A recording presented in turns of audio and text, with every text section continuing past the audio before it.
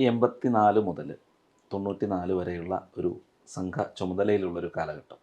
അന്ന് എനിക്ക് തോന്നുന്നത് ആ മേഖലകളിൽ എന്തായാലും നല്ലൊരു പ്രതിസന്ധിയും അതിന് ഒരു ആക്രമണ രീതിയിലുള്ള കാര്യങ്ങളും ഭീഷണികളും ഒക്കെ ഉണ്ടായിട്ടുണ്ടാവും. എങ്ങനെ അതിനെ തരണം ചെയ്യാൻ കഴിയും? തീർച്ചയായിട്ടും ഞാൻ പറഞ്ഞല്ലോ, ഈ 84 മുതൽ സംഘത്തിൽ സജീവമായ പ്രവർത്തനം തുടങ്ങിയ കാലം മുതൽ ഞാൻ 84 ശാഖ തുടങ്ങുന്ന സമയത്ത് ഞാനിപ്പം നേരത്തെ സൂചിപ്പിച്ച ബാലകൃഷ്ണേട്ടനായിരുന്നു മുഖ്യ ശിക്ഷകൻ. അത് കുറച്ച് പ്രായമുള്ള ആളാണ്. പിന്നീട് അവിടെ ആ ശാഖയുടെ മുഖ്യ ശിക്ഷകനായത് ഞാനാണ്. സംഘത്തിൻ്റെ ശാഖാ പ്രവർത്തനം തുടങ്ങി ഒരു 1.5 വർഷം കഴിയുമ്പോൾ 85 ആകുമ്പോൾ ഞാൻ മുഖ്യ ശിക്ഷകനായി. പിന്നീട് ഒരു 4-5 പ്രദേശങ്ങൾ ചേർന്ന മണ്ഡലം എന്നൊരു സംവിധാനം സംഘത്തിനുണ്ട്. മണ്ഡലം, ആ മണ്ഡലത്തിൻ്റെ കാര്യവാഹായി അടുത്ത വർഷം. ചെറിയ പ്രായമാണ്, പക്ഷേ നമുക്ക് കാര്യകർത്താക്കളില്ല. അതുകൊണ്ട് തന്നെ പിന്നെ മണ്ഡലത്തിൻ്റെ ചുമതല വഹിച്ചു. അതിനുശേഷം താലൂക്കിൻ്റെ ചുമതല വഹിച്ചു. ഈ കാലഘട്ടത്തിലൊക്കെ ഞാൻ പറഞ്ഞല്ലോ, അച്ഛനുണ്ട്.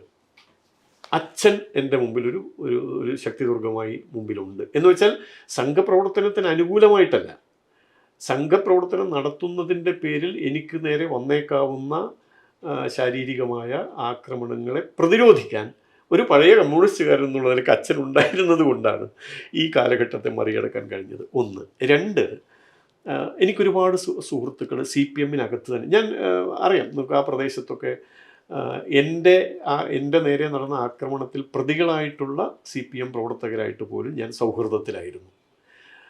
അവിടെയുള്ള അവരുടെ ഒരു സ്ഥാപനം, എനിക്ക് എൻ്റെ നേരെ ആക്രമണം നടന്ന സ്ഥലത്ത് ഒരു സ്ഥാപനമുണ്ട്, CPIM നിയന്ത്രിക്കുന്ന ഒരു പാൽ സൊസൈറ്റിയുണ്ട്.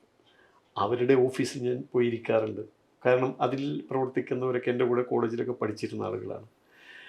എൻ്റെ നേരെ ആക്രമണം നടത്താൻ ആവശ്യമായ ആയുധങ്ങളെല്ലാം സൂക്ഷിച്ച ഒരു കടയുണ്ട്, ഒരു തയ്യൽ കട. ആ തയ്യൽ കടയിൽ ഞാൻ പോകാറുണ്ട്. അവിടെയാണ് എൻ്റെ നേരെ ആക്രമണം നടത്താൻ ആയുധങ്ങൾ സൂക്ഷിച്ചതെന്ന് പിന്നീട് ഞാൻ അറിഞ്ഞു. അപ്പോൾ ആ നിലയ്ക്ക് ഇവരൊക്കെ ആയിട്ട് എനിക്ക് സൗഹൃദമുണ്ട്.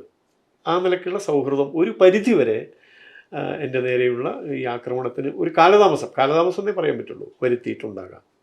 പക്ഷേ പ്രതിസന്ധികൾ ഉണ്ടായിട്ടുണ്ട്. ഞാൻ ഈ പറഞ്ഞ മണ്ഡൽ കാര്യവാഹ് എന്ന ചുമതല വഹിക്കുന്ന സമയത്ത് മട്ടന്നൂർ പരിസര പ്രദേശങ്ങളിലൊക്കെ CPM-ൻ്റെ സ്വാധീനം, ഏറ്റവും പ്രധാന പരിയാരം എന്ന് പറയുന്നൊരു സ്ഥലമുണ്ട്. ആ സ്ഥലത്തൊക്കെ സംഘത്തിൻ്റെ ശാഖാപ്രവർത്തനം സംഘടിപ്പിക്കാൻ വേണ്ടി ഞാൻ പോയിട്ടുണ്ട്.